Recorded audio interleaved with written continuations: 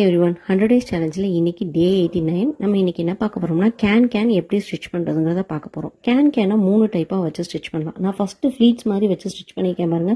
அது normal folding. அது எதுக்கு யூஸ் பண்ணுவாங்கன்னா ரொம்ப பவுன்ஸியாக இல்லாத ஃப்ராக், ஓரளவு பவுன்ஸியாக இருக்கணும் அப்படிங்கும்போது இந்த மாதிரி ஸ்டிச் யூஸ் பண்ணலாம். நான் இப்போ செகண்ட் டைம் ஸ்டிச் பண்ணிக்க பாருங்க, டபுள் ஃபோல்ட் மெத்தட். இது பார்ட்டி வேர் ஃப்ராக்குக்கு யூஸ் பண்ணுற மெத்தட்.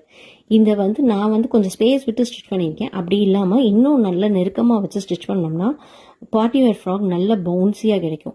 இப்போ நான் ஸ்டிச் பண்ணுறேன் பாருங்க, பாக்ஸ் ஃபோல்ட் மெத்தட். இந்த மெத்தட் எதுக்கு யூஸ் பண்ணுவாங்கன்னா மோஸ்ட் ஆஃப் த லெஹங்காஸ் த பாட்டமில் தான் இந்த கேன் கொடுப்பாங்க.